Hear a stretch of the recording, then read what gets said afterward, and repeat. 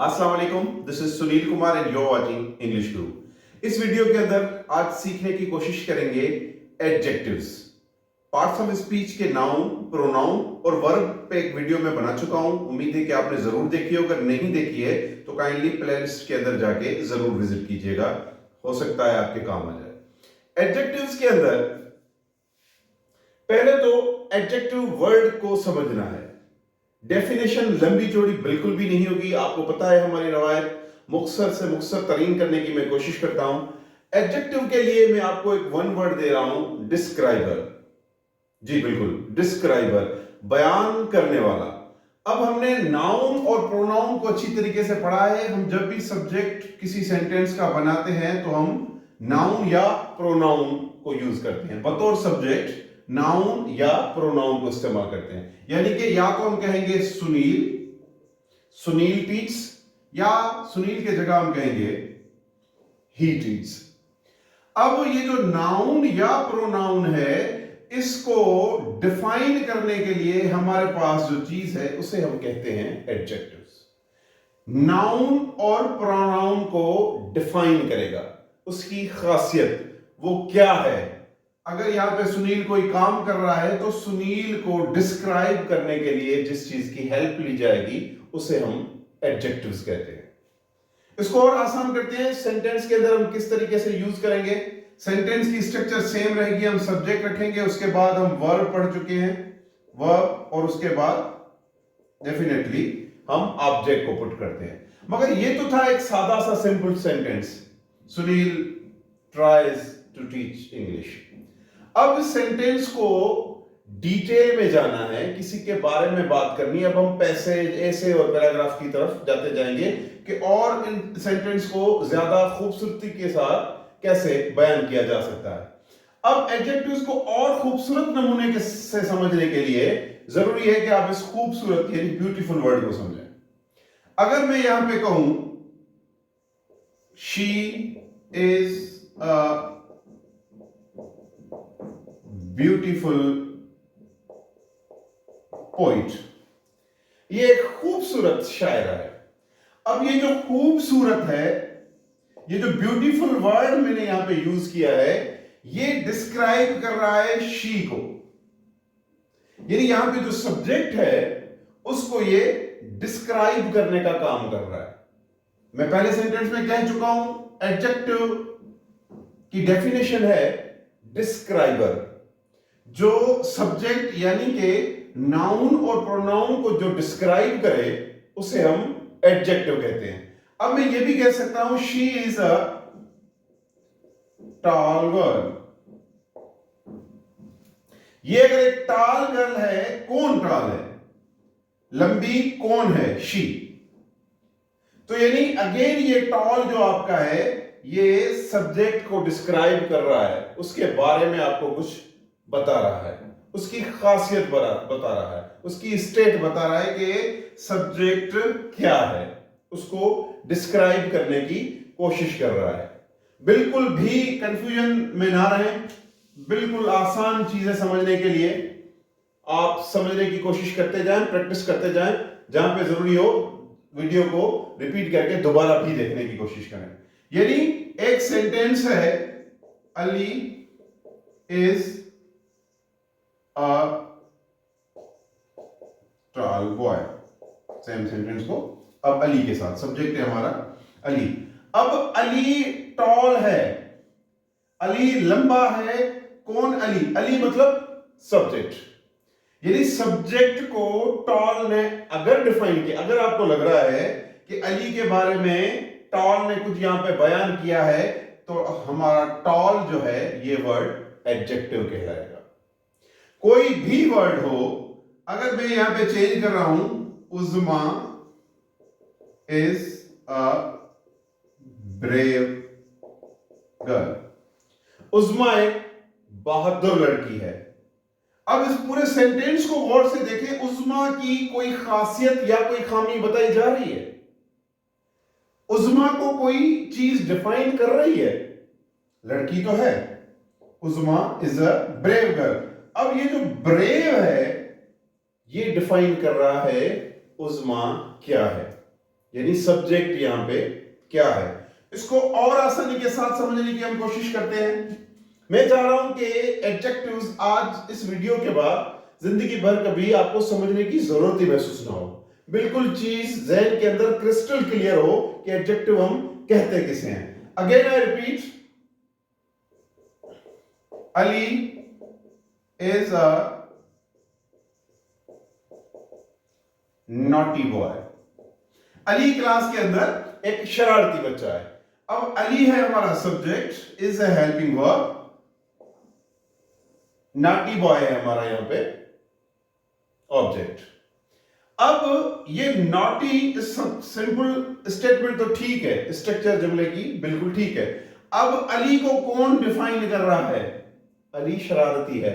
अली का शरारती होना अली की खासियत है।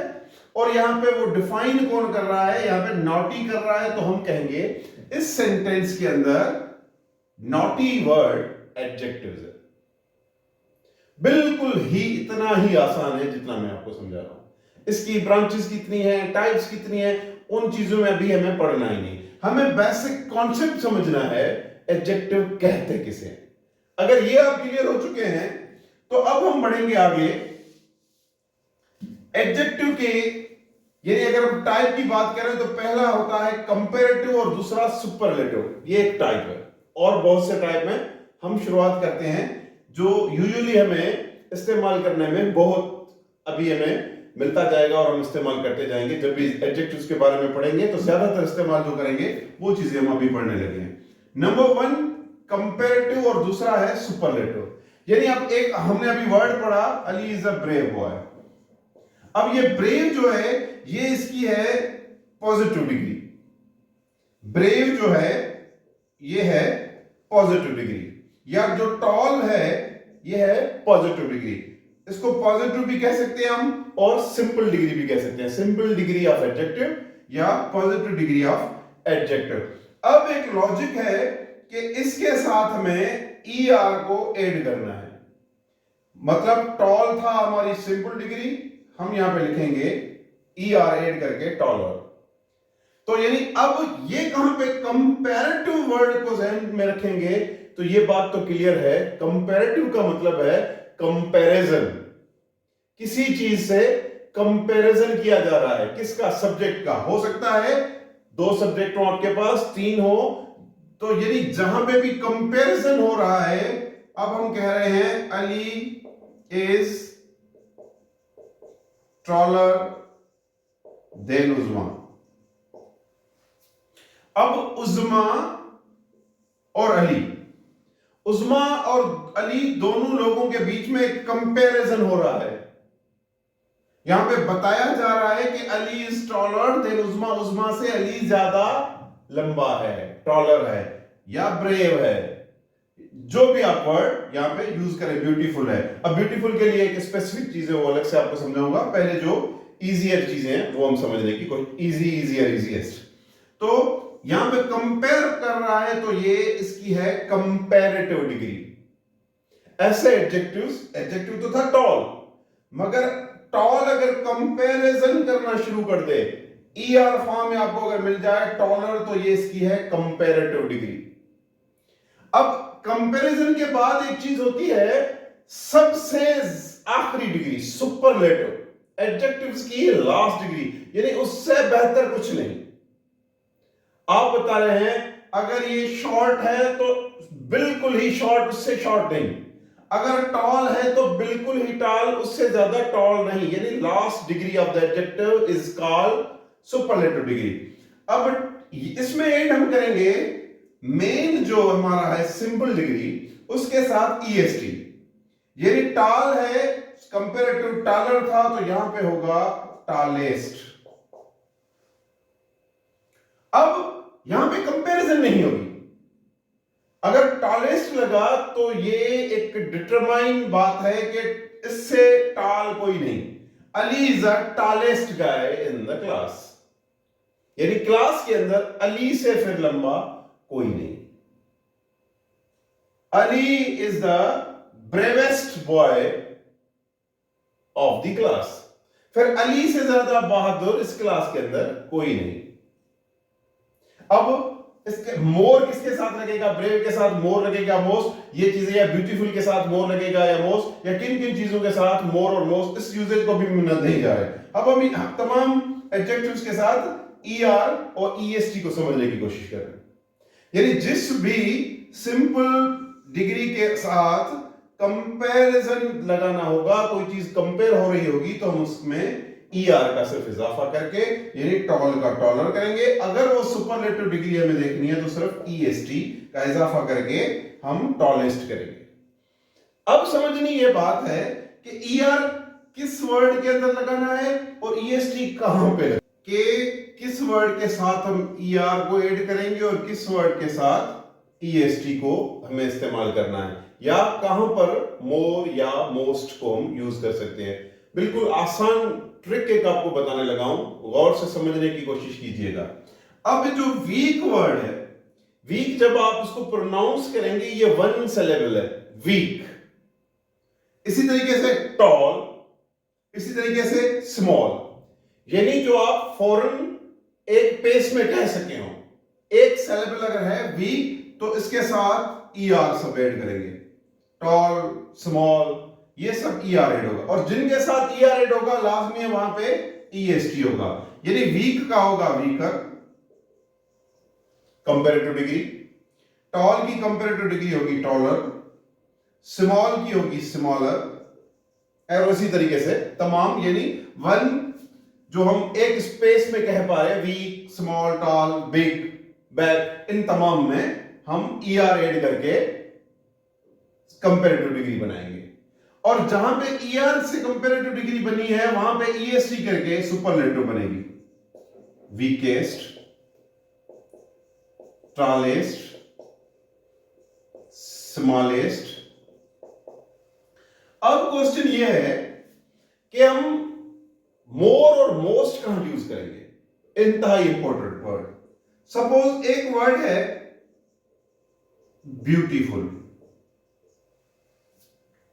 अब देखिए, ये एक पेज के अंदर आप नहीं पढ़ पाएंगे, ये आप कह पा रहे हैं वीक, तो ये आप कहेंगे ब्यूटीफुल। यानी यहां पे देखें सिलेबल नहीं है, ये तीन वर्ड आपके हो रहे हैं साउंड, ब्यूटीफुल। तो जहां पे भी वन गो में आप ना वर्ड प्रोनाउंस कर पा रहे हो, उन तमाम के साथ कंपैरेटिव में मोर लगेगा और सुपरलेटिव में मोस्ट। यानी अब ब्यूटीफुल आप प्रोनाउंस करेंगे तो ये होगा ब्यूटीफुल, यानी एक, दो, तीन से एक से ज्यादा आपके साउंड हो रहे हैं तो आप कहेंगे मोर ब्यूटीफुल। इसी तरीके से जहां पे मोर लगेगा तो उसकी सुपरलेटिव डिग्री होगी मोस्ट ब्यूटीफुल। ये सिंपल एक ट्रिक है, ये आपको समझने में आसानी पैदा करेगी कि कहां पे ईआर हमें यूज करना है और कहां पे हमें मोर या मोस्ट को यूज करना है। अब उम्मीद है कि ये बात आपको समझ में आ चुकी होगी। अगर अभी भी कोई कंफ्यूजन है तो जरूर कमेंट कीजिएगा। आपसे गुजारिश है कि हमारे चैनल को जरूर सब्सक्राइब कीजिएगा। Thank you so much for watching this video.